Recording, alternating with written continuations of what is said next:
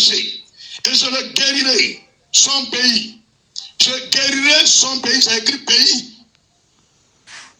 Dieu dit, nous guérira, il nous changera, il nous délivrera. Bon, c'est quand même un peu long. Voilà, je pense que on a été tous dans le même contexte. Déjà, ce genre de discours n'est pas approprié dans un lieu de culte. Loin de moi de faire l'apologie de l'Église catholique, mais tu vas jamais voir un prêtre catholique faire ce genre de discours. C'est pourquoi je pense que ce n'est pas la religion en soi qui a un problème, mais ce sont les acteurs religieux ou certains acteurs religieux qui sont le problème. Ce monsieur-là, quand tu l'entends parler là, tu sens qu'il a quelque chose en cœur. Il a gros sur le cœur. Je vous rappelle que dans l'intérêt général, ou bien dans l'idée de beaucoup de personnes, de beaucoup d'ethnies,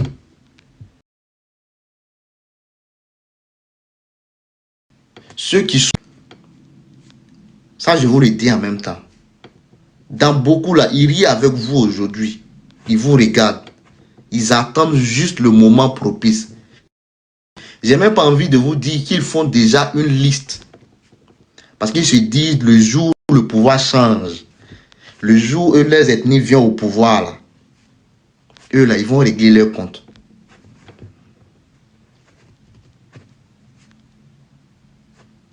Parfois, ils s'abstiennent de le dire. Parfois, ils ne s'abstiennent pas de le dire.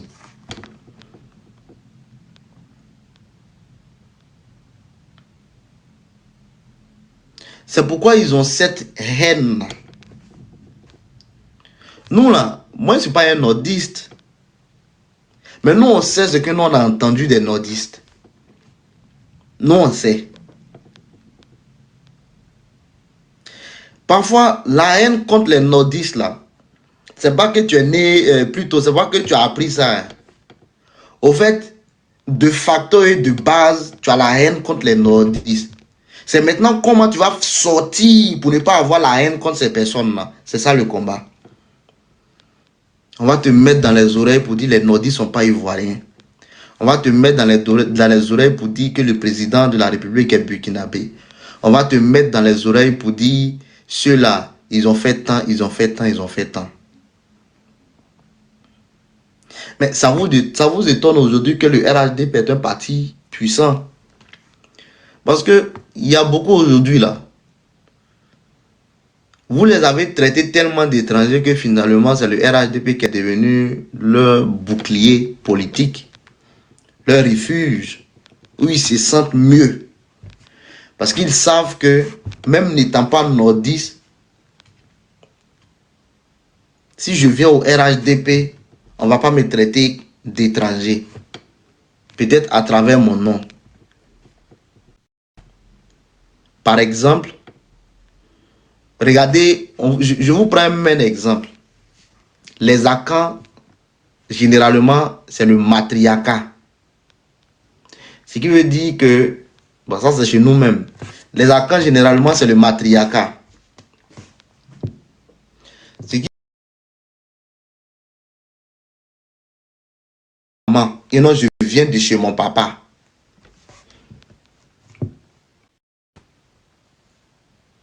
Imagine, ton papa vient de Bundiali. Bon, il sait pas, vient de Korogo. Et puis ta maman est Annie. Comme tout enfant, et n'étant pas un enfant bâtard, tu vas porter le nom de ton papa. Qui s'appelle peut-être, je ne sais pas, Ouattara. Si on te demande tu viens d'où, que tu dis je viens d'Adiaké, tu vas voir ce qu'ils vont te dire. Ils vont te dire depuis quand Ouattara vient d'Adiaké. Vous voyez comment c'est limité?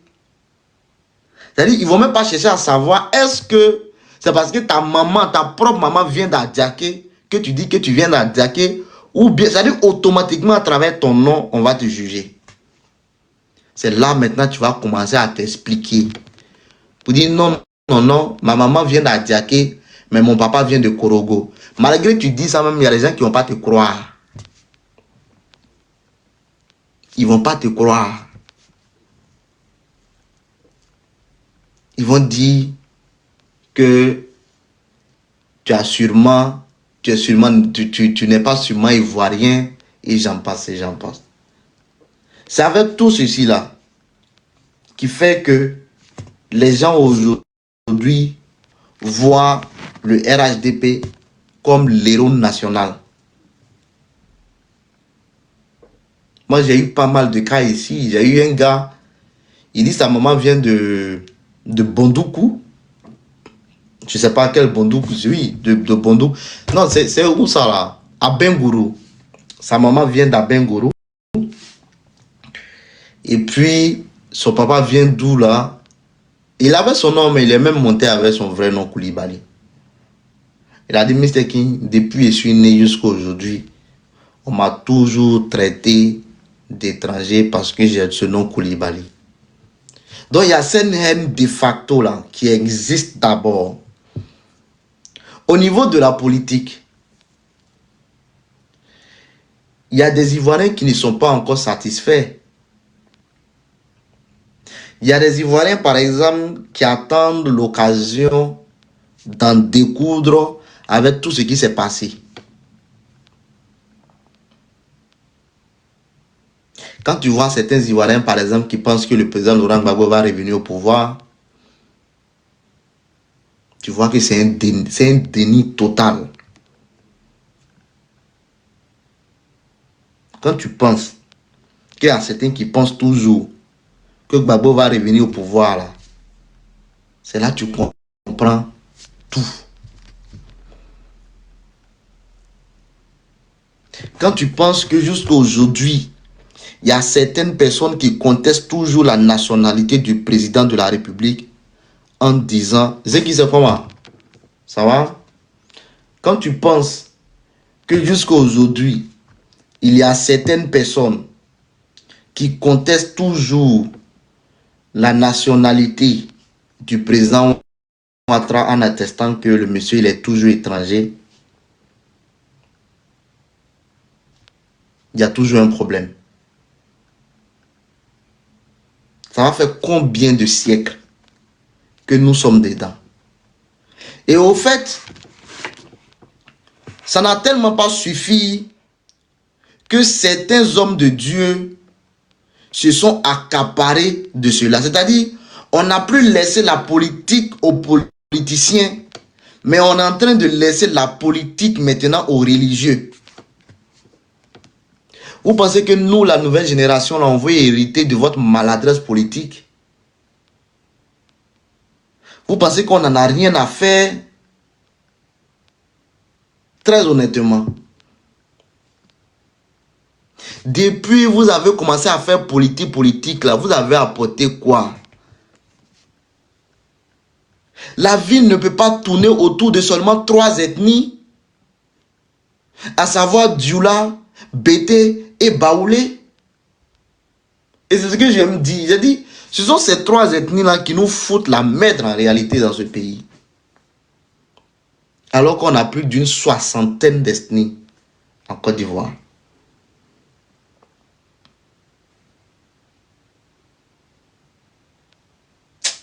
Vraiment, quand tu y penses, les gens n'ont pas idée la chance que la Côte d'Ivoire a pour ne pas plonger dans une guerre féroce comme le Libéria, Morovia, et comme la Centrafrique. Vous n'avez pas idée. C'est que nous on a vécu et puis on parle de 3000 morts là. Hein? C'est vrai. 3000 morts, c'est quand même un chiffre assez conséquent. Moi, je dis même, c'est juste un chiffre qu'on a nommé comme ça, mais sinon, sûrement que c'est plus que ça. Plus que ça. Mais le Libéria a connu plus pire que ça. Et jusqu'à présent, au Libéria, le tissu social là ne tient qu'à un fil. quand un fil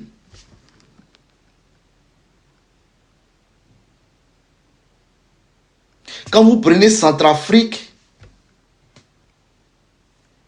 mais c'est encore plus pire. Des chrétiens qui jassent des musulmans qui jassent des chrétiens, et j'en passe. Effectivement, le cas du Rwanda, la guerre des Hutus contre les Tutsis,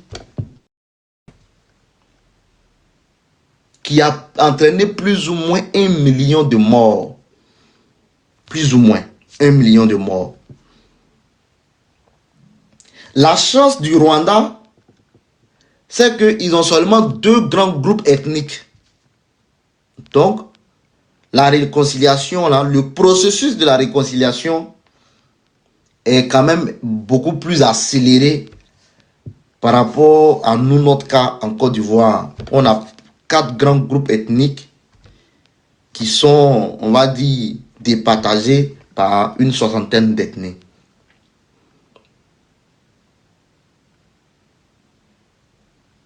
Arrivé un moment là, vous voulez qu'on fasse quoi?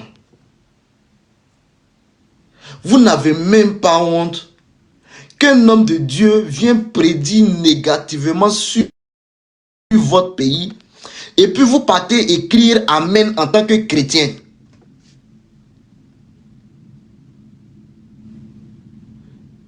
C'est pourquoi il est toujours dit parfois les athées sont les plus croyants que ceux qui s'érigent même en religieux. Il n'y a pas plus méchant que quelqu'un qui pense qu'il connaît Dieu.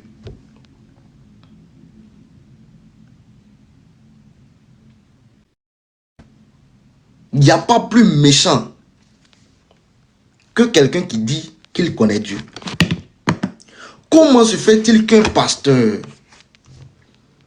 peut-être même qu'il est prophète, parce que maintenant tout le monde peut devenir prophète comme il le veut, dans son lieu de culte, va se permettre de tenir ce genre de propos? C'est-à-dire que on est quitté. Le seul mot religieux dans son discours était Amen, Amen, Amen. Sinon, tous les restes là, c'était des discours politiques. La politique là a quoi à voir avec la religion? La politique là a quoi à voir avec les discours religieux? Rien.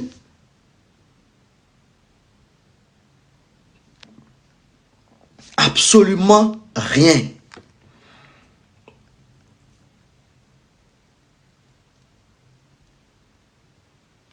Vous êtes là, vous dites que le monsieur n'a rien dit, il n'a pas dit nom de quelqu'un, donc il faut le laisser, j'en passe, j'en passe, j'en passe.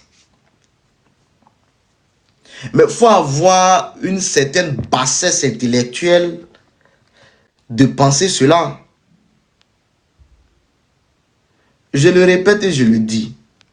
En droit là, parabole n'existe pas. Pour dire moi j'ai parlé en parabole donc je n'ai pas dit nom de quelqu'un là. Ça n'existe. C'est là que tu vas savoir que ce que tu as dit là, ou bien ce que tu as voulu dire là, on va te dire tu as dit ça.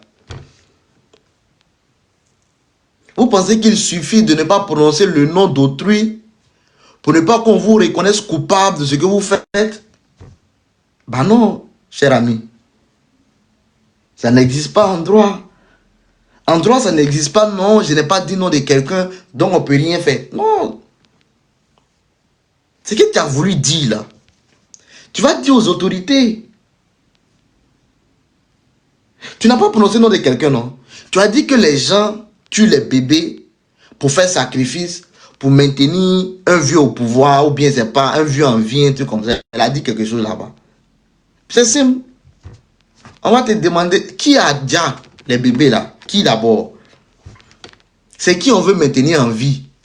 Parce que mine de rien, peut-être même que tu peux aider dans les enquêtes. Parce que ce que tu es en train de dire là, c'est un crime hein, que tu es en train d'avouer comme ça. Pas que tu as commis le crime. Tu as dit les gens sont en train de dire des bébés, d'accord, pour maintenir un vieux en vie. Donc supposons que c'est vrai, c'est une histoire vraie. Donc, comme toi, tu en connais plus, tu vas nous dire c'est qui et puis on va aller arrêter la personne. C'est tout, hein. C'est pas que forcément ça va retourner contre toi. Non, non, non, non, non. Comme tu as dit là, il n'y a pas de problème. On te pose la question maintenant, c'est qui? Pour qu'on puisse aller arrêter la personne. Le vieux qu'on garde en vie, qui boit sang de bébé là, tu vas nous dire c'est qui et puis on va l'arrêter. Ça là, c'est pas compliqué. C'est pas difficile. Maintenant, si tu n'arrives pas à le dire, tu vas te créer des problèmes. Si tu n'arrives pas à le dire, tu vas te créer des problèmes. Parce que généralement, on dit quelque chose qu'on arrive à démontrer. Et c'est un conseil juridique que je suis en train de vous donner. Ce qui sort de votre bouche là, soyez-en sûrs que si demain on vous demande, vous allez pouvoir montrer suffisamment de preuves pour dire ce que j'ai dit, voici ça. Tout court, tout simple. Il n'y a pas à faire de non, j'ai entendu. Tu as entendu, tu vas nous montrer ça. Et je vois des gens qui sont appelés fidèles, qui sont assis, qui sont en train d'écouter ce monsieur.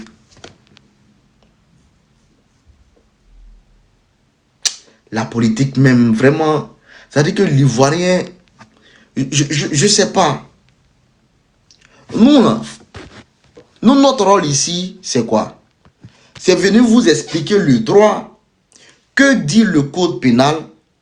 Que dit le code de procédure pénale par rapport à ce que nous sortons de notre bouche? Est-ce que ce que j'ai sorti de ma bouche est une infraction ou pas? Est-ce que on va venir m'arrêter ou pas? C'est beaucoup de questions qu'on se pose. Je vais répondre à une préoccupation parce que j'ai vu qu'il y a des gens qui ont... On dit, mon frère, le coupé de tendon est où? Si tout est justice, réponds-moi s'il te plaît. Déjà, Bob le mannequin, là, à ma connaissance, il vit en France. Depuis que le monsieur, je pense même que j'ai fait un live même pour dénoncer sa sortie. Depuis que le monsieur, il a fait sa sortie sur, je sais pas, couper les tendons et j'en passe, le monsieur n'a pas mis pied en Côte d'Ivoire. Parce que s'il a mis pied en Côte d'Ivoire, on va l'arrêter. Le monsieur n'a jamais mis pied en Côte d'Ivoire. Il est toujours resté en France. Maintenant, celui qui dit que je mens, on va te donner la possibilité de monter et venir nous montrer qu'il a mis pied en Côte d'Ivoire. Attends, je vais envoyer invitation à 2 personnes. Il y a l'Agré qui est là et puis il y a la Pomme Rouge. Ayez le courage de monter et puis vous allez venir nous dire quand est-ce qu'il est rentré en Côte d'Ivoire. Pour toute personne qui dit il n'y a pas de problème, mais moi je suis tellement ouvert dans les débats. Montez, vous allez venir dire quand est-ce qu'il est rentré en Côte d'Ivoire. Apparemment, vous en savez plus. On ne fuit pas. Hein? On ne fuit pas. Attends, je vais encore envoyer. J'ai envoyé une invitation là même. Attends. La pomme là. Attends. Ouais ça. La pomme, je t'envoie une invitation. L'Agré, je t'envoie une invitation.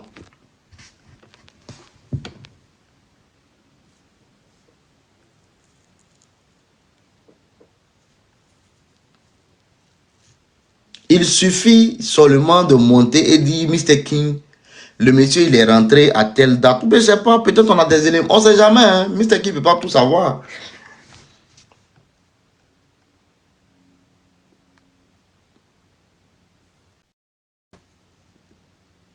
Mr. King ne peut pas tout savoir. Moi j'aime la contradiction.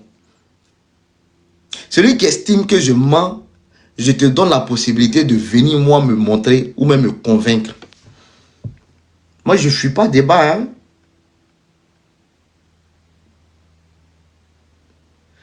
Je ne fuis pas débat. Hein. Ah, bon, d'accord.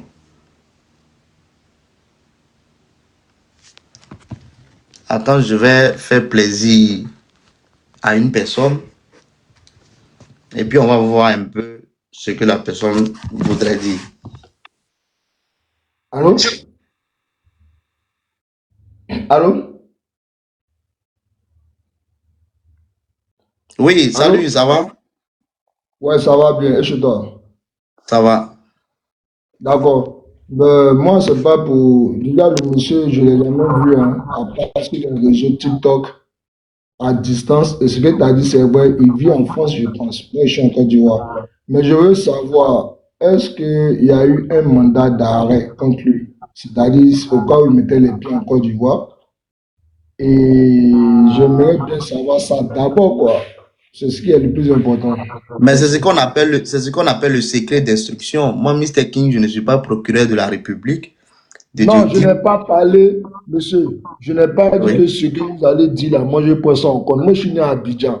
Je Hmm. peux manquer l'information que vous avez. Est-ce que le gouvernement a pris une décision de vouloir l'interpeller? Si tu dis non, c'est que tu ne sais pas. Si tu dis oui, c'est que tu as l'info. Moi, je ne parle pas avec toi parce que c'est toi qui vas me cultiver, hein. Moi, je manque d'informations. Donc, je suis venu demander, est-ce qu'il y a un mandat d'arrêt contre lui? Il y a d'autres, il y a des mandats contre eux. Et puis, je ne souhaite même pas. Je suis pas. Comment tu aimerais qu'on sache s'il y a un mandat d'arrêt contre lui ou pas? Comment? Bon, moi, bon, je ne suis pas trop la politique, au fait. C'est Mais c'est pas une pourquoi, question sinon, de j'allais le politique, c'est savoir. une question de droit. Non, mais Écoute, le droit, regarde, c'est ce le que je mandat dis, c'est une d'arrêt là, question de hein? droit. Mais est-ce Regarde, que moi, je suis qui pour lancer cet arrêt? C'est que le gouvernement qui peut. Et puis, je n'incite personne à le faire. C'est une information que je veux savoir, on ne peut pas te monsieur. donner cette information, cher ami. Ah, Le mandat, d'accord, oui, regarde, oui. quand une information D'accord. judiciaire est ouverte à ton encontre là, on ne peut pas le savoir. Tu comprends? On ne peut pas le savoir. Hein? Donc, s'il y a un mandat d'arrêt ou pas, on ne peut pas. Ce qui est intéressant en droit, c'est que quelqu'un, Bon, par c'est exemple, vrai qui se aussi. lève, quelqu'un, par exemple, qui se lève, qui dit, ah, moi, j'ai coupé les tendons de X pendant temps, pendant temps, pendant temps. La justice a une oreille, hein, ou du moins a plusieurs oreilles. Elle entend, elle voit. Elle va prendre note. Elle ne se presse pas. Le jour où tu as venu, peut-être tu as oublié. Parce que ce qu'il a dit là, hein, les aveux qu'il a fait là, c'est déjà classé ça dans la catégorie infraction criminelle. Et en droit, quand tu commets une infraction criminelle, le délai de prescription peut courir de 10 à 30 ans. Ça va dépendre de la gravité des faits. Donc, ce qui veut dire, de 10 à 30 ans, là, la justice n'oublie pas. Il y a toujours quelque chose qui t'attend. Donc, si tu veux 20 ans après, il faut rentrer au pays, là, on va te battre. La justice n'est pas pressée. C'est pourquoi parfois on vient, on arrête personne X aujourd'hui. Et puis la personne pense que ah, c'est ce que j'ai fait avant-hier là, qu'on m'a arrêté. Oh non, c'est ce que tu as fait depuis il y a un an là, qu'on t'arrête. Donc la justice en un mot est rancunière, si tu veux bien. Maintenant, ça peut dépendre aussi de la coopération entre la Côte d'Ivoire et la France. La Côte d'Ivoire, par exemple, je ne sais pas, peut demander à la France d'extrader. Hein? Bon, généralement, quand on parle d'extradition, c'est quoi? C'est lorsqu'il y a une information judiciaire qui est ouverte à l'encontre de la personne et j'en passe. Peut demander quand même, hein, à la France d'extrader. Mais la France ne va pas céder comme vous pensez. Parce que si la France avait cette possibilité de faire ramener tout le monde de l'étranger au pays là, mais depuis les Johnny Patiko, les Oxymore, les Gbagbo Kone, j'en passe, depuis ils sont déjà au pays. Hein? La France va examiner. Est-ce que ce dont tu le poursuis, ce dont tu l'accuses, entre guillemets, est-ce que déjà c'est déjà fondé? Est-ce que les conditions, peut-être entre guillemets, de détention, est-ce que le droit de la personne sera respecté? C'est tous ces éléments-là qui fait que généralement c'est très compliqué, en tout cas, pour un pays africain de faire ramener quelqu'un de l'Europe. Si c'est un pays africain, hein, parfois ça marche. Par exemple, la Côte d'Ivoire et le Bénin. Vous avez déjà entendu l'histoire du journaliste qui était poursuivi par la justice béninoise et qui a été arrêté par les autorités ivoiriennes et qui a été automatiquement extradé le même jour, je pense, le jour suivant. C'est parce que la coopération judiciaire qu'il y a entre la Côte d'Ivoire et le Bénin est tellement forte au niveau de nos organisations sous-régionales que ici on ne bavarde pas beaucoup. Mais regardez, le cas Kémy Séba. On a arrêté Kémy Séba en Afrique du Sud. Actuellement, il est même en procès. Le Bénin a demandé, comment on appelle, son extradition. Jusqu'à présent, ça n'a pas encore abouti. Or, le Bénin avec l'Afrique du Sud, c'est vrai qu'ils sont dans de bons thèmes, mais au niveau de la coopération judiciaire, c'est à désirer. L'Afrique du Sud va analyser, regarder, est-ce que si le gars il rentre au Bénin, est-ce que, et j'en passe. Tu vois? Donc, c'est pas pareil. Ça va dépendre du pays en réalité, d'accord, qui fait la demande et le pays aussi qui est censé accorder cette demande-là. Dans le cas de Bob le mannequin, comme vous êtes en train de dire là, mais moi, quand je vois des gens qui disent oui, il est rentré en Côte d'Ivoire, le gars n'est pas rentré en Côte d'Ivoire. Le gars n'est pas rentré en Côte d'Ivoire. Et ça, vous le savez très bien. C'est exprès vous faites pour dire que le gars est rentré en Côte d'Ivoire. Donc gars... si on comprend mieux, hein, si on comprend mieux, la justice, elle est silencieuse. Moi, je suis pas en train de parler pour qu'on l'interpelle. J'aime pas trop même qu'on mette les gens en prison. Et j'aime pas aussi que les gens aussi connaissent pas leur place. François aussi, c'est ça. On est dans un pays de droit. J'aime pas entendre qu'ils ont mis telle personne en prison, mais reconnaissons encore aussi que nous aussi faisons moins d'erreurs pour ne pas aussi aller vers la prison, parce que la loi reste la loi. Donc je veux dire qu'avec tout ce que j'ai pu entendre, moi je vais l'appeler X. Hein. X en question peut se dire que si je mets les pieds dans mon pays, on peut m'attraper. Non mais bien sûr, mais c'est même pas un débat. Il peut se dire, et puis ils vont l'attraper même. Hein? Et puis ils vont l'attraper même. Ça, c'est même pas un débat. Non, vous m'avez dit tout à l'heure que vous n'avez pas d'informations sur le fait de comment ils vont le faire. C'est pourquoi je parle selon vos... Regarde.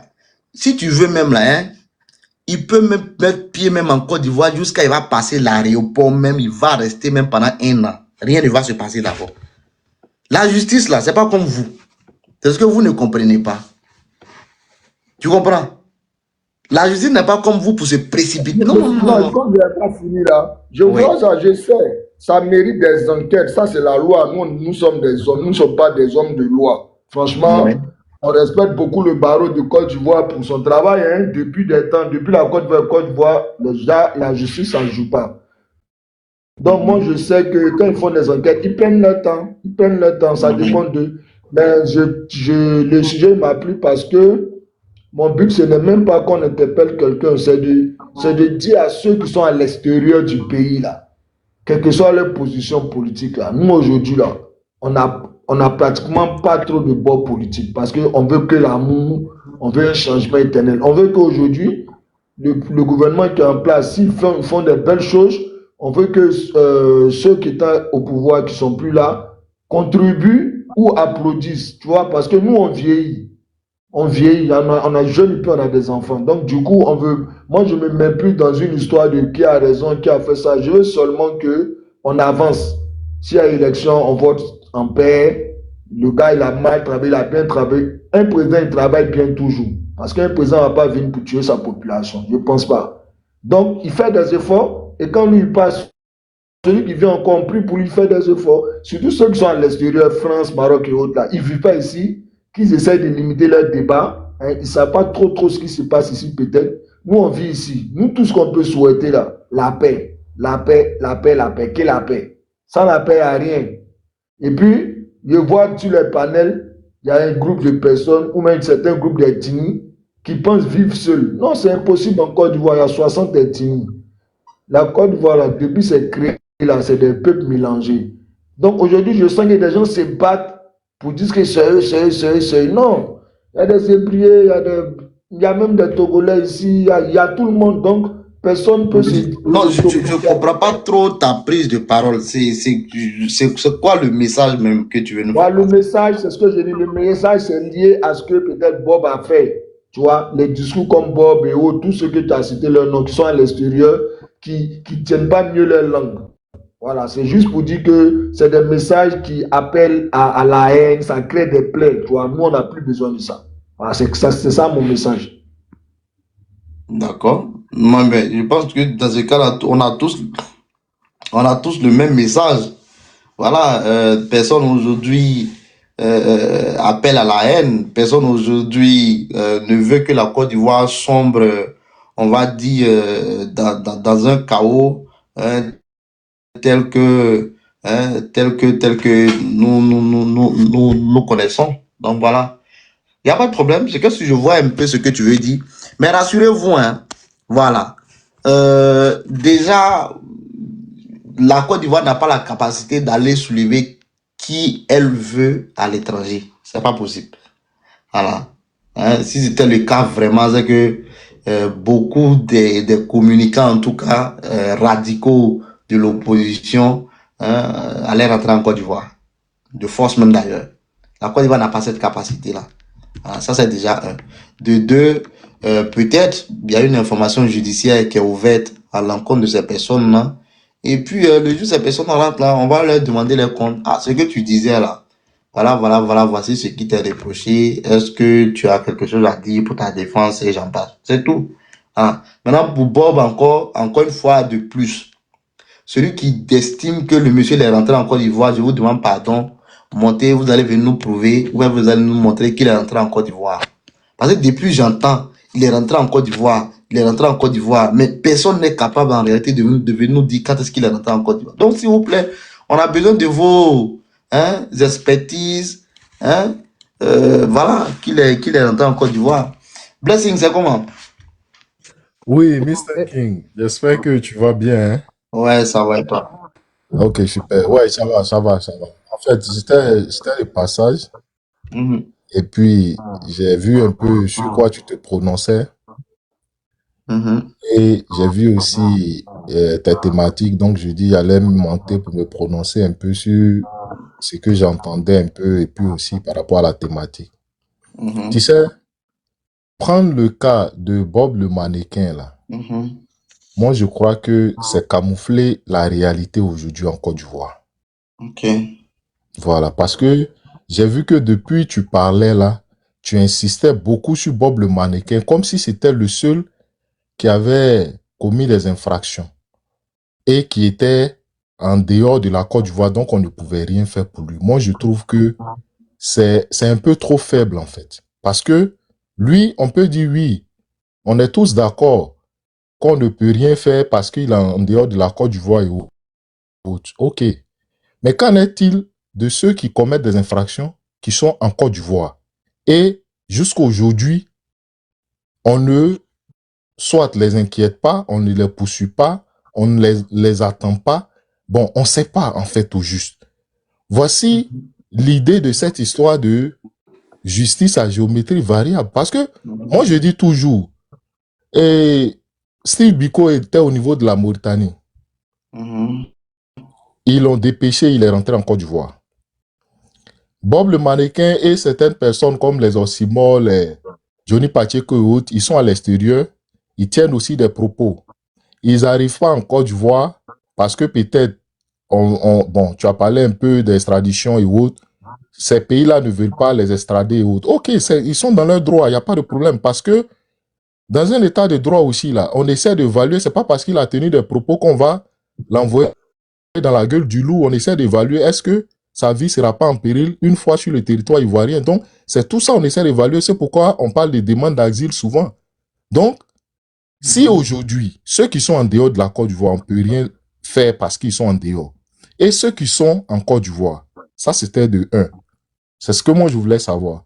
De 2, au niveau de la méthode que les gens utilisent pour arrêter des gens, mhm. est-ce que pour des citoyens, qui sont sans âme, qui utilisaient leur téléphone et leur bouche pour se prononcer sur une situation, même si on trouve tous que ce sont des situations désagréables. Est-ce que est-ce que c'est une manière d'arrêter quelqu'un ça? Est-ce que c'est pas une manière de terroriser même le peuple en fait de Côte d'Ivoire? Parce que quand aujourd'hui vous partez arrêter quelqu'un et puis la Côte d'Ivoire entière voit ça, demain là, des braqueurs peuvent prendre ça comme un argument pour aller faire du mal aux gens. Et c'est pas la première fois, parce que si c'était que le pasteur, peut-être quelqu'un allait me dire oui, le pasteur, mais c'est pas la première fois. On a vu avec les instituteurs ici, Dougari, on a vu comment ils ont terrorisé sa famille, il a été arrêté. On a vu avec Ziggy, aujourd'hui avec le pasteur, et j'en passe. Donc pour dire que, est-ce que c'est une manière d'arrêter? C'est vrai, vous pouvez me citer les histoires de oui, on est dans un état de droit et la justice a sa manière ou bien la police a sa manière d'arrêter, mais quand même, l'éthique aussi doit compter dans une nation. Il faudrait que l'éthique compte. Quand on veut bâtir une nation où on parle de réconciliation et autres, là, il faudrait que on ne fasse pas peur à ceux qui nous suivent. Aujourd'hui, tout est sur les réseaux sociaux. Ou bien c'est une manière c'est-à-dire de s'attaquer aux gens pour que les autres ne puissent plus s'exprimer. Mais si c'est ça, dites-nous qu'on est dans une monarchie. Parce que il suffit pas de prôner que nous sommes dans une démocratie. Et puis, c'est vrai, les gens peuvent... Il y a des dérives langagières. Et ça, c'est pas la première fois. On a vu avec l'imam Koudous. Quand quelqu'un vient se mettre vient se mettre devant une caméra qui dit que on n'a pas accepté que telle personne soit candidat parce qu'il est du Nord et qu'il est musulman. Et que nous, on peut pas accepter ça. Là. Ça, ce sont des propos aussi qui nécessitent aussi des arrestations. Donc, moi, je trouve que... Mais pourquoi ils n'ont pas arrêté? C'est ça que je dis là. Parce que ça ne sert à rien. Non, ça non. Regarde. Non, mais faut pas fuir les interrogations que j'ai posées parce que tu veux t'agripper à ça en fait. Moi, fuis tes propres questions dans moi et mon propre panel. Ah. Non, mais pourquoi c'est sur le mouvement de coup douce là tu veux t'accrocher? Moi, je veux qu'on parle du fond. Mais on est en train de parler. Tu as ouvert une brèche. Laisse, on va vous rebondir dessus. Et puis les questions que tu es là, non, je suis là, non. À quel moment il vit? Non, moi, je veux pas que tu t'accroches dessus. Je veux qu'on... Non, mais c'est parce que tu sais que c'est pas pertinent d'ailleurs que tu veux pas que je m'accroche dessus. Non, c'est pertinent. Parce que ce qu'il a dit, c'est des propos graves. Ok, vas-y, je t'écoute. Voilà. Regarde. Il y a ce qu'on appelle la loi et puis il y a ce qu'on appelle l'application de la loi.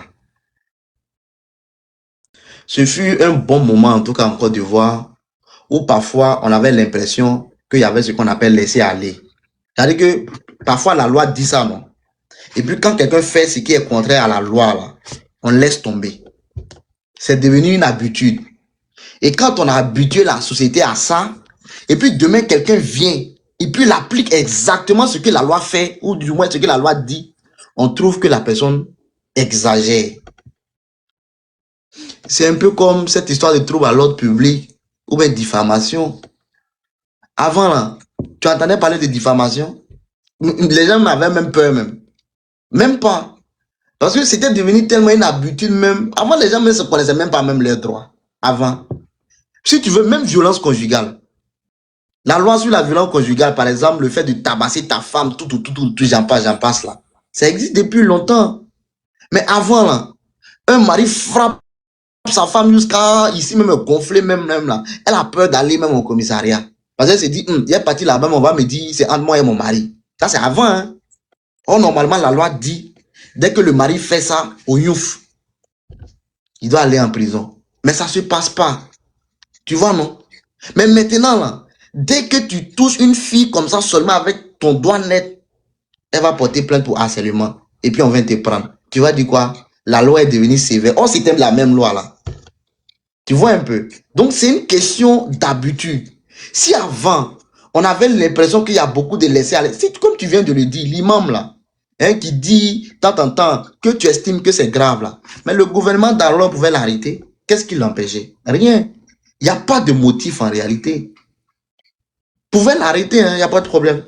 Et puis, on va notifier tous les chefs d'accusation dont on a relevé contre lui. Mais on ne l'a pas fait.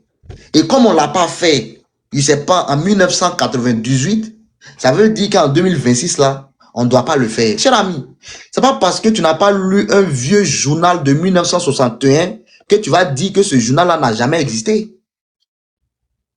Donc, s'il vous plaît, ne dites pas que comme ça n'a pas été fait auparavant, alors qu'on le fait maintenant, là, c'est une problématique. Revenons maintenant sur l'exemple que tu as pris, en tout cas sur le plan national, pour dire il y a certaines personnes qui commettent des infractions et on n'arrête pas ces personnes-là. Bon, peut-être que toi, tu connais mieux ces personnes-là. Moi, je ne suis pas procureur de la République pour dire, ah, ces personnes ont commis une infraction, donc je vais les arrêter. Ce que je sais du procureur de la République, et c'est ce qui blesse. Le procureur de la République, là, il a un pouvoir, en tout cas qu'on appelle l'opportunité de poursuite. D'accord? Le procureur de la République peut décider de toi te poursuivre blessing parce que tu as dit X, et puis moi ne pas me poursuivre parce que j'ai dit X. C'est un pouvoir dont il détient. Ça là, ça existait depuis longtemps. Hein. C'est pas sous le pouvoir Ado ça existe. Même pas. Depuis longtemps ça existe. C'est-à-dire que celui qui est nommé procureur de la République là, ce gars-là, il a ce pouvoir-là. Tout court, tout simple. Maintenant, si parfois vous avez l'impression qu'on arrête Monsieur X et puis on n'arrête pas Monsieur X, et plutôt Monsieur Y, et pour vous, peut-être que les deux ont commis les mêmes infractions, mais là, je ne sais pas comment je vais te le répondre, mais peut-être qu'on va poser la question au procureur de la République pour savoir s'il est de bonne foi ou pas. Mais ce que je sais aussi du droit, et ça garde bien tes oreilles, et c'est ce qui vous manque en réalité. Vous voulez toujours comparer l'incomparable. J'ai été choqué. Hein. Le président Laurent Gbagbo ne pèse pas au même titre que le président Ouattara. Son statut d'ancien chef d'État là n'a aucun avantage juridique. Il n'y a pas de disposition qui le dit. Il n'y a pas. Le seul avantage qu'il a, c'est lors d'une arrestation et je ne sais pas quoi là. C'est la loi même de 2005. Et c'est le président Laurent Gbagbo lui-même qui a signé cette loi-là. Sinon, au niveau des cours, là, il est perçu au même titre comme toi, comme moi. Quand tu prends le code pénal, là, hein, je te prends un exemple. On a le président Ouattara ici, on a le président Laurent Gbagbo ici. Toi, pour toi, les deux sont la même chose parce que le président Laurent Gbagbo a été déjà président de la République, ce qui veut dire que normalement, les deux là, c'est la même chose. Or, la loi même a su faire la distinction. Si M. X aujourd'hui insulte le président Ouattara et le président Laurent Gbagbo, le procureur va se baser sur, si j'ai très bonne mémoire de cet article-là, sur l'article 184.jure. S'il va poursuivre, hein, s'il va poursuivre, parce qu'il a l'opportunité de poursuivre. Par exemple, toi, Blessing, tu m'insultes, non? Si tu m'insultes là, si le procureur l'a vu là, il peut, toi, te poursuivre parce que tu m'as insulté. Ou bien, moi, je peux porter plainte parce que tu m'as insulté. Il y a deux possibilités, tu vois. Il va se baser sur l'article 184 du Code pénal. Maintenant, ce qui est intéressant, c'est que, sauf que dans le cas du président Ouattara, on ne va pas se limiter à l'article 184. On va aller plutôt encore creuser dans l'article 262 du Code pénal qui parle de outrage au chef de l'État. Tu as vu que au niveau du président, il parle tel à tel pour que tu puisses comprendre. Hein. Tu as vu qu'au niveau du président de la République, c'est deux articles, mais au niveau du président Ouattara, du président Laurent Gbagbo, c'est un article. Déjà, c'est même pas la même chose. Outrage au chef de l'État. Ce qui veut dire, déjà même le fait même d'insulter le président de la République, et quand on dit président de la République, c'est celui qui a un exercice de ses fonctions. Le président Laurent Gbagbo n'est pas le président de la République.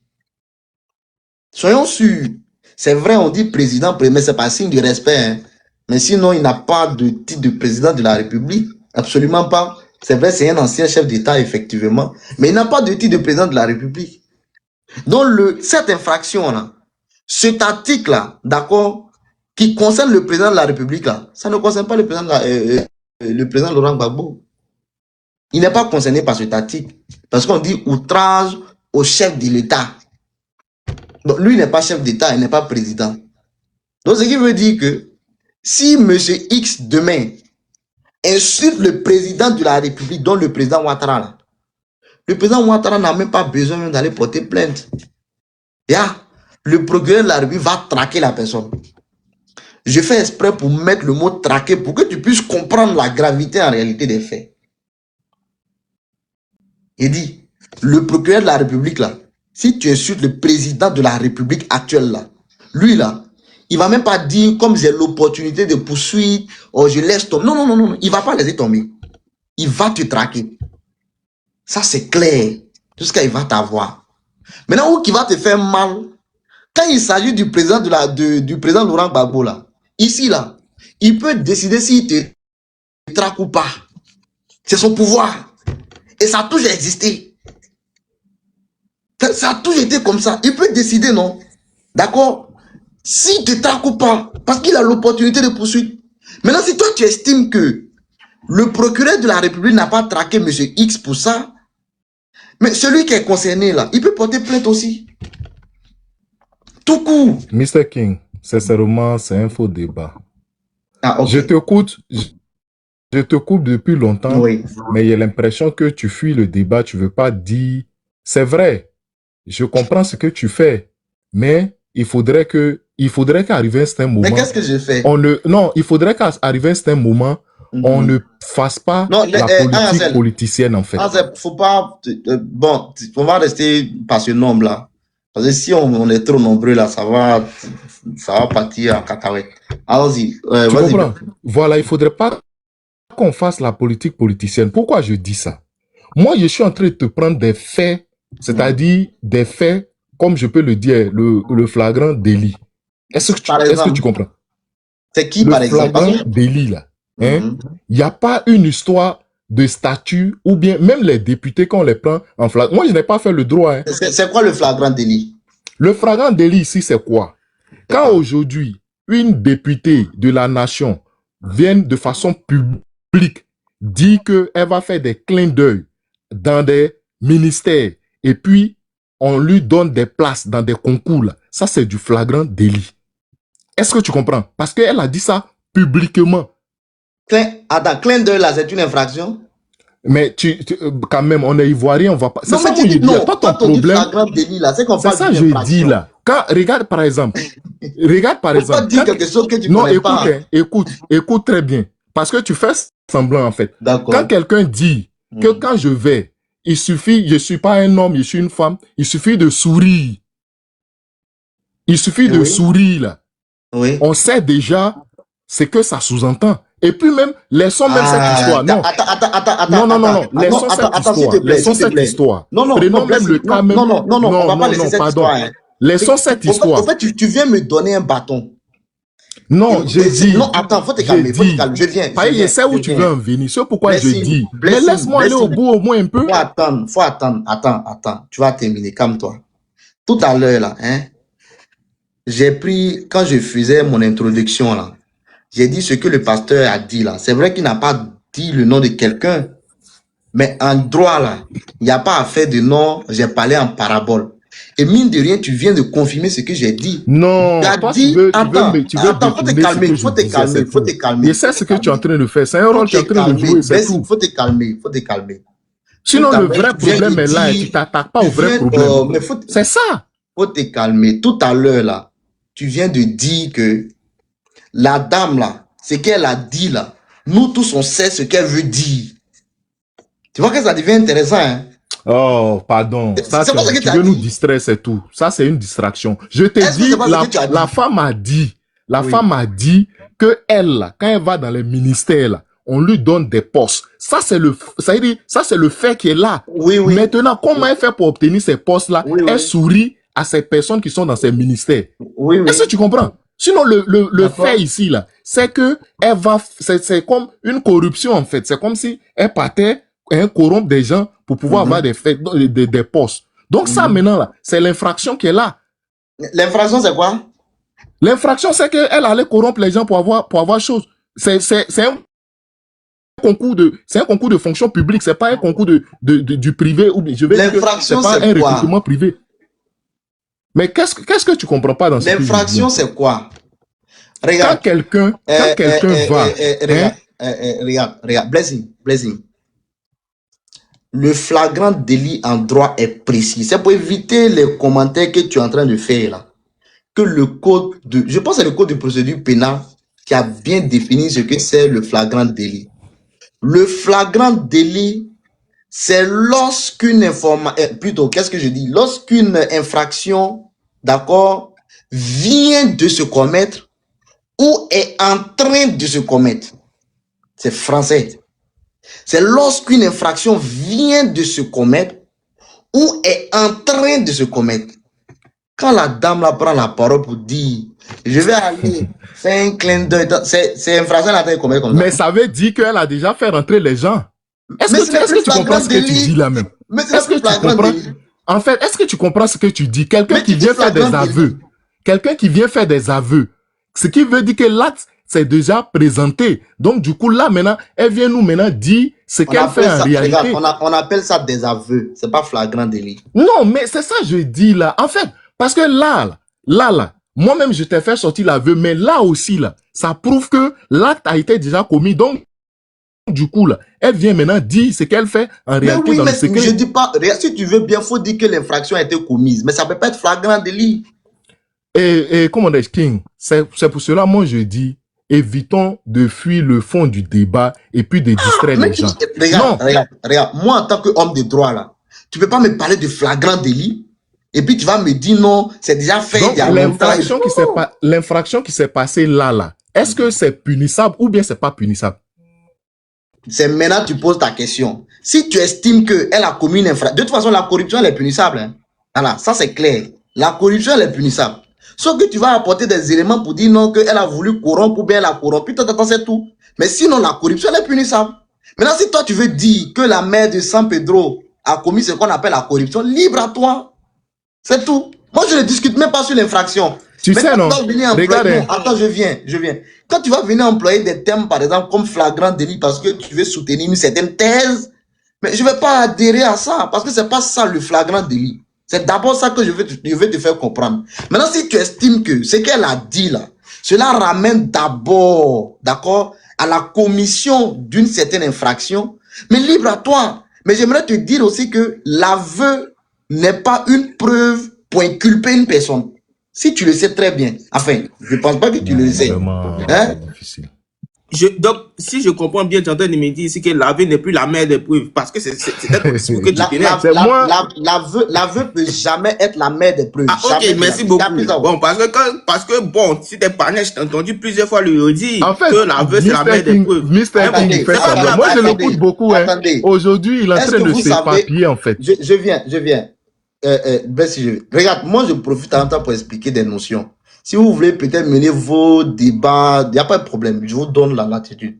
Mais moi, je profite en même temps, d'accord, pour expliquer des notions. L'aveu peut jamais être la mère des preuves parce que, à travers l'aveu, là, peut-être que c'est sous pression que tu avoues un fait, sous pression par exemple. Ou bien quand les enquêteurs, quand on t'arrête et l'OPJ par exemple, peut-être l'OPJ peut te mettre une pression. Ou bien sous menace, hein. On peut te menacer peut-être de, je sais pas, de faire tant. Et puis, à travers cette pression psychologique-là, tu passes aux aveux, oh, tu n'as pas commis cette infraction. Donc, l'aveu seul ne suffit pas pour venir t'inculper. Et pour te prouver, là, je vais laisser Blessing parler, je vais te montrer une vidéo, et puis tu vas venir me donner raison. Allons-y, vite fait.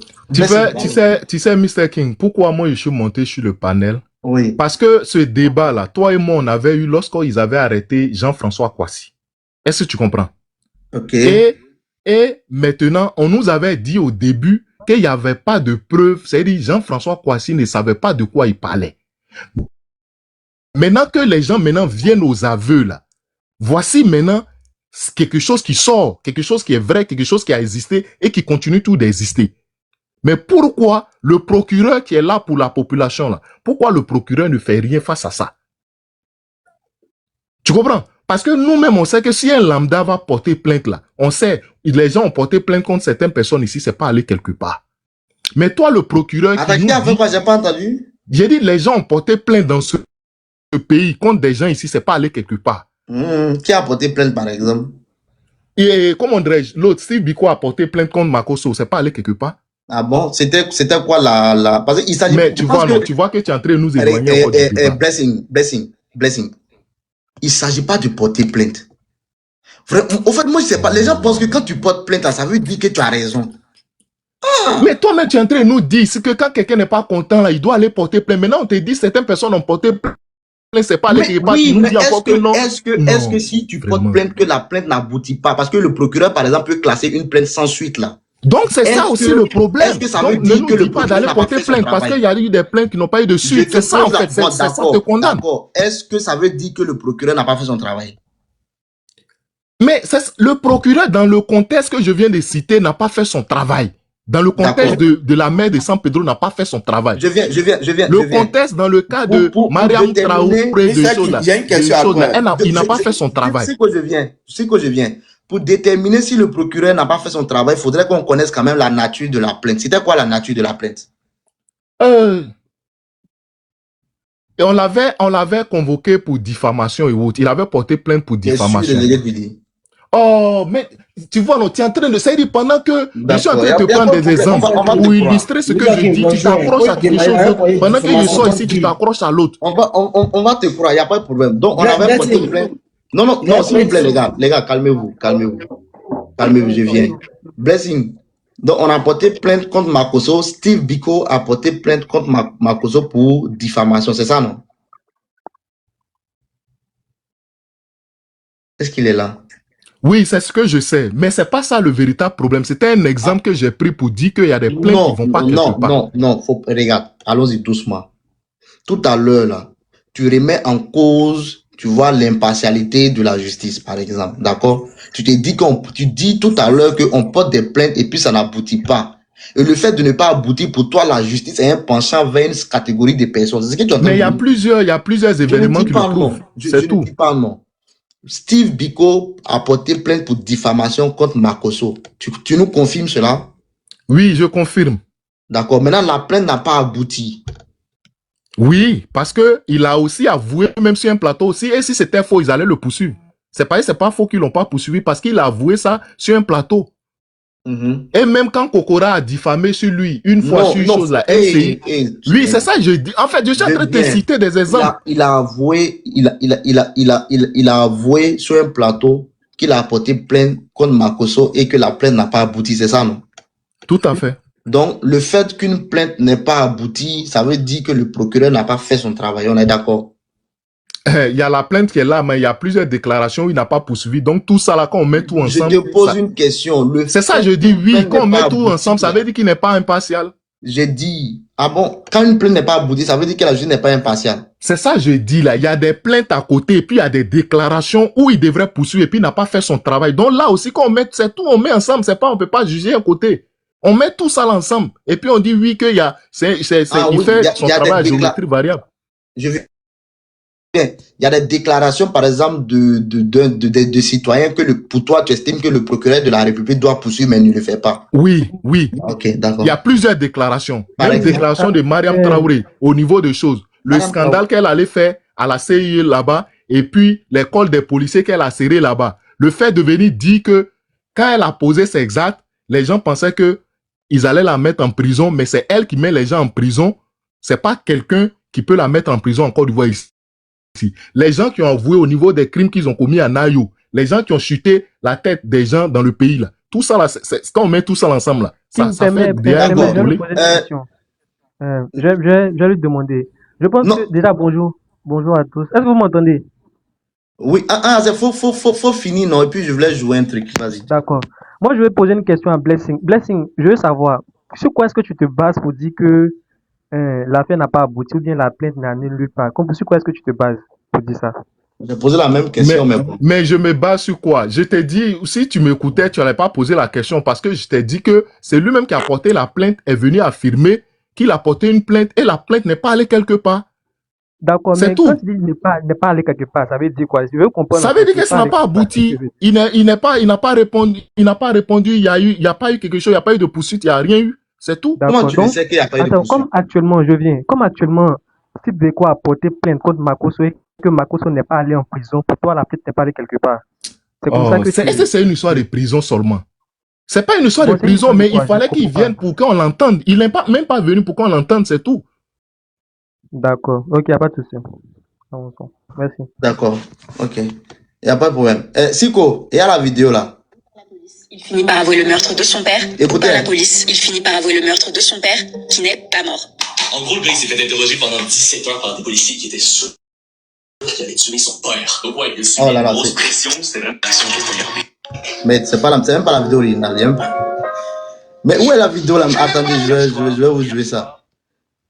C'est salaud, les auraient pris la vidéo. Attendez. Hein. C'est malhonnête. Attends. Et il finit par avouer le maître de son père. Mets-moi Modo, hein. Mets-moi Modo. Il te met pas. Ah, quand c'est chez toi ici là, on ne met pas Modo, mais quand c'est chez moi, tu exiges qu'on te fasse, on te met Modo. Attends, il va chercher la vidéo là. Pourquoi chercher qui t'empêche?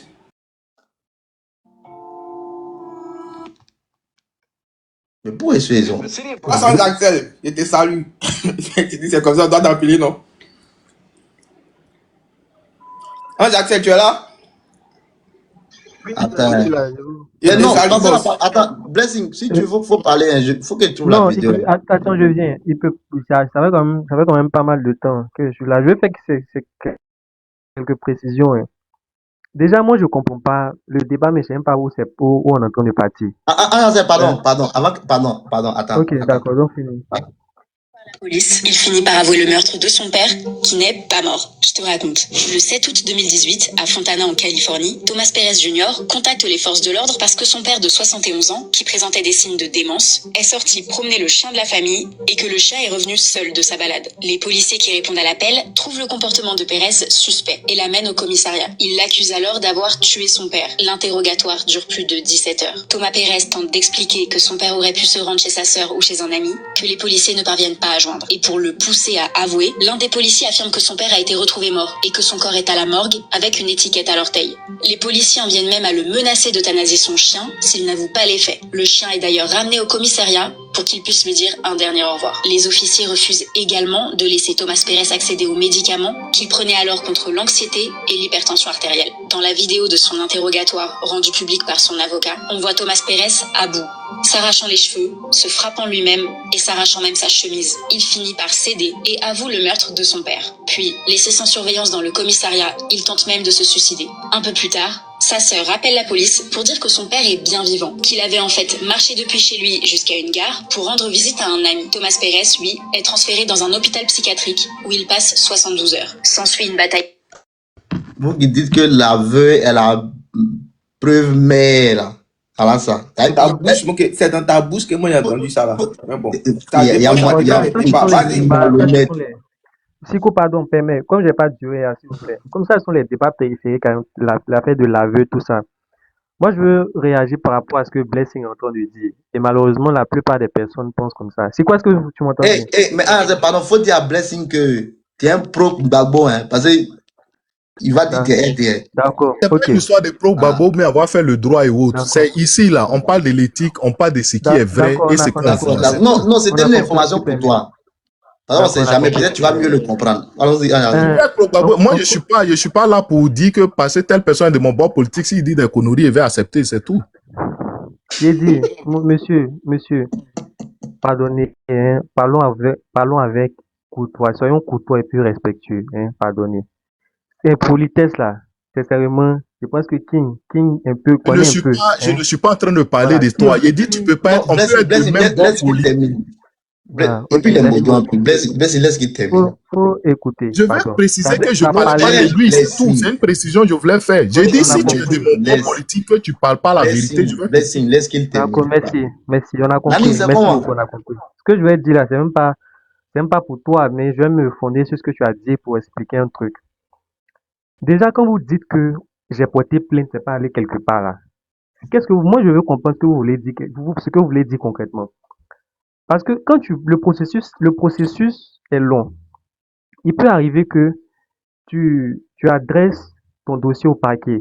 Tu demandes à ce que, voilà, tu expliques les faits, tu demandes à ce que le parquet puisse se saisir de l'affaire pour mener les investigations. Ça, c'est si tu veux que le parquet lui-même lance l'action publique parce que tu peux contourner tout ça. C'est pour ça généralement qu'ils ont permis le mécanisme de la constitution de partie civile, etc., ou même la citation directe pour saisir directement le juge d'instruction. Parce que c'est pour éviter que les gens viennent dire après que oui, j'ai déposé ma plainte, le procureur n'a pas réagi. Déjà, première information, si le procureur ne réagit pas là, tu peux contourner le procureur. Tu n'es pas obligé de passer par le procureur pour déposer ta plainte. Toi-même, tu peux saisir directement le juge d'instruction. Toi-même, tu peux saisir, bon, tu peux pas saisir directement le tribunal, le tribunal de jugement parce que c'est le juge d'instruction qui va convoquer le collège du juge qui va venir juger l'affaire. Mais tu peux saisir directement le juge d'instruction toi-même. Tu n'es pas obligé de passer, ou bien tu peux saisir directement le tribunal si tu passes par le mécanisme de la constitution, de la plainte avec constitution de la partie civile. Mais ça sont des détails.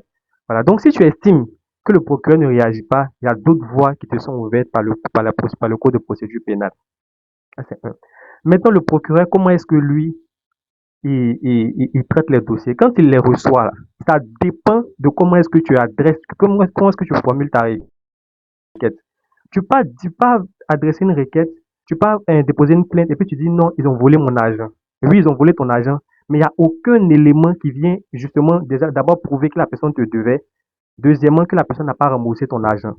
Tu peux pas déposer un courrier chez le procureur et puis tu as dit non, que celui-là m'a volé, il faut qu'il me rembourse. Tu as volé quoi? Qu'est-ce qui prouve que ce qu'il a pris là, ça t'appartenait? Donc, ce sont tous ces éléments-là. Déjà, ça, mais c'est d'abord ce qui concerne même la force, comment dirais-je, la consistance même de l'élément que tu apportes au paquet. D'abord, il faut justifier suffisamment. C'est pour ça qu'on vous demande généralement, quand vous faites le genre de justifier suffisamment tout ce que vous avancez. Quand tu dis que tu es ivoirien, oui, tu es ivoirien, qu'est-ce qui prouve que tu es ivoirien? Tu mets ta pièce d'identité. Parce que c'est pas parce que tu es écrit dans ton document que tu es ivoirien que le juge va te croire que tu es ivoirien, que le procureur va te croire que tu es ivoirien. Non. Toutes les informations, c'est pour ça que on rédige les requêtes, à toutes les informations, il y a énormément de pièces jointes qu'on ajoute.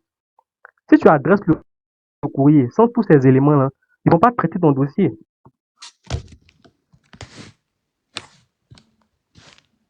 Bon, il a reçu. Non, mais je pense qu'il va comprendre. J'ai une question. Excusez-moi, je viens. D'abord, quand il a eu renfort, hein, il y a son. Je viens. Quand tu adresses. Il y a son juriste qui est là. Quand tu déposes ta plainte là, tu dois justifier suffisamment de tous les éléments ou bien de tous les faits que tu avances. C'est en réalité prouver qu'effectivement ce que tu racontes là, c'est vraiment passé. Quand tu finis ça, le problème, et ça la difficulté, c'est que les gens ont généralement, ils adressent juste des courriers. Il vient parce qu'on lui a dit qu'il peut déposer une plainte sur le procureur, il se lève un matin, il prend quelqu'un, un juriste qui va rédiger sa plainte, et puis il dépose, ah moi je suis venu porter plainte, sans pièce jointe, rien, il n'apporte aucun élément de preuve. Quand c'est comme ça, quand le parquet reçoit cette plainte-là, qu'est-ce qu'ils vont faire? Ils vont regarder, mais ils vont pas traiter. Parce que tu n'as pas suffisamment justifié qu'effectivement, comment dirais-je, la situation s'est vraiment passée. Et le problème, c'est qu'ils ne vont pas te notifier pour te dire, qu'ils ne vont pas te dire que, ah, monsieur, vous avez déposé telle requête, telle plainte ce jour-là, on n'a pas traité parce que vous n'avez pas apporté tel ou tel élément. Ils ne vont pas te dire. Si toi-même, tu ne fais pas de suivi, c'est à toi de faire le suivi, c'est à toi de partir souvent, tu dis que, ah, avec ta décharge, vous dites, ah, je suis venu déposer telle plainte-là, est-ce que ça a été traité? Si ça n'a pas été traité, à ce moment-là, l'agent regarde et te dit que, ah, tu as déposé cet élément-là, ça a été rejeté pour tel ou tel motif. Là, tu reprends maintenant. Mais tu peux pas déposer ta plainte, tu es assis à la maison et puis tu attends que le procureur t'appelle pour dire oui, celui que tu as porté plainte contre lui, on l'a attrapé, on l'a mis en prison. Et puis toi, tu es content. Non, c'est pas comme ça que ça se fait. Toi-même, tu dois faire un effort à ton niveau. Voilà, c'est pour ça que on vous demande de suffisamment vous informer. Si tout ça là, tu ne sais pas, le procureur reçoit ta plainte. Il estime que tu n'as pas suffisamment justifié les faits et il n'a pas traité. Toi, tu vas t'asseoir à la maison pour dire que non, l'affaire n'est allée nulle part, alors que c'est toi-même qui n'as pas prouvé au procureur qu'effectivement, le monsieur t'a causé du tort. Ça, je pense que c'est tout à fait logique et puis c'est tout à fait normal. Voilà. Et donc, dans la pratique, c'est comme ça que les choses se passent. Maintenant, il peut arriver, souvent, j'ai donné un exemple, la décision d'Italia qui a été rendue et qui a demandé à ce qu'on puisse déguerpir les gens il n'y a même pas longtemps, là. Le juge a été saisi depuis 2017. Donc, il peut arriver qu'une affaire soit en cours d'instance. C'est-à-dire que tu peux déposer ta plainte aujourd'hui. Il y a des institutions qui durent 10 ans. Il y a des institutions qui durent 3 ans.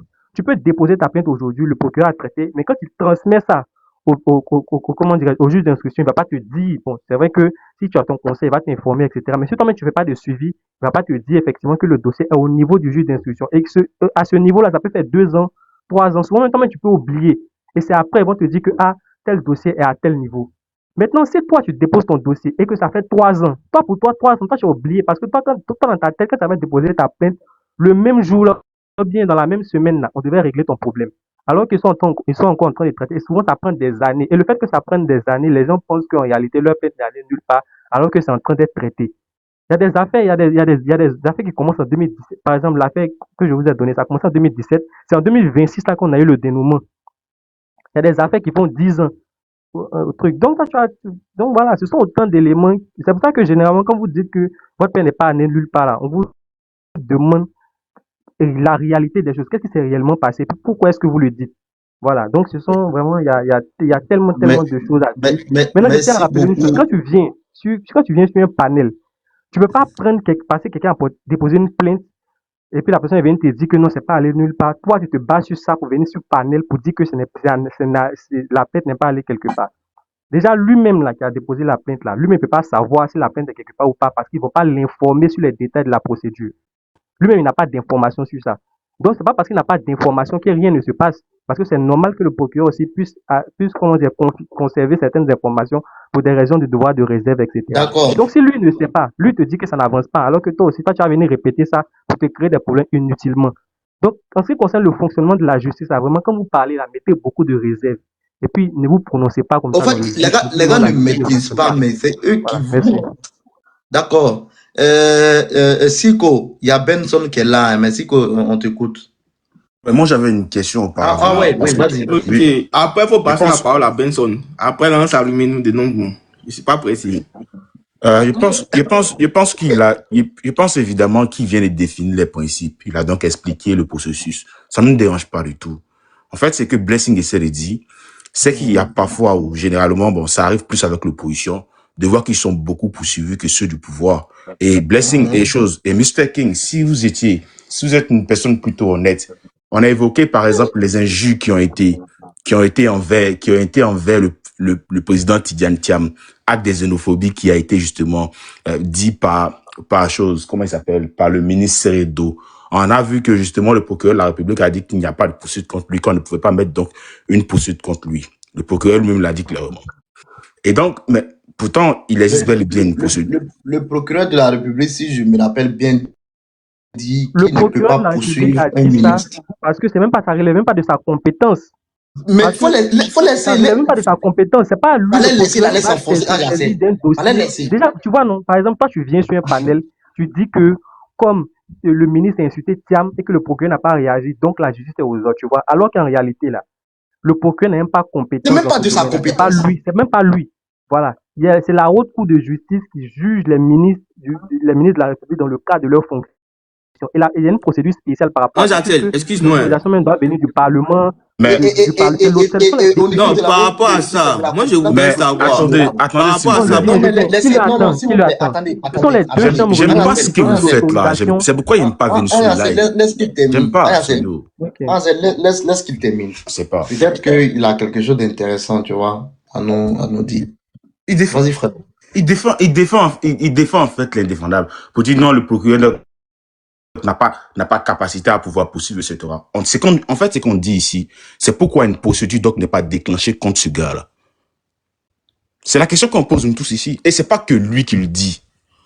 Il y a aussi Joël Nguessan qui a constaté des détournements même au sein d'une institution que lui il occupait. Il dit que son prédécesseur a détourné une somme faramineuse, qu'il a porté une plainte, mais ce n'est pas la KEPA non plus. Que même lui, il attend. C'était justement un cadre, il est toujours cadre du RAGP, qui a porté une plainte justement où c'est pas la KEPA. C'est ce que nous constatons qu'on dit. C'est que quand on est donc avec le pouvoir, oui, nous sommes parfois exemptés des plaintes, mais c'est un constat. Mais quand on n'est plus avec le pouvoir, les plaintes s'en viennent subitement. C'est-à-dire que oui, c'est réellement le cas. C'est réellement le cas. Et ce sont des choses que nous pointons du doigt. On dit non, attention, parce que on est au pouvoir aujourd'hui.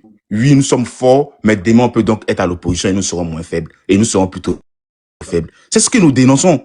Donc, dans la pensée, là, il ne s'agit pas d'expliquer. Attendez, s'il vous plaît.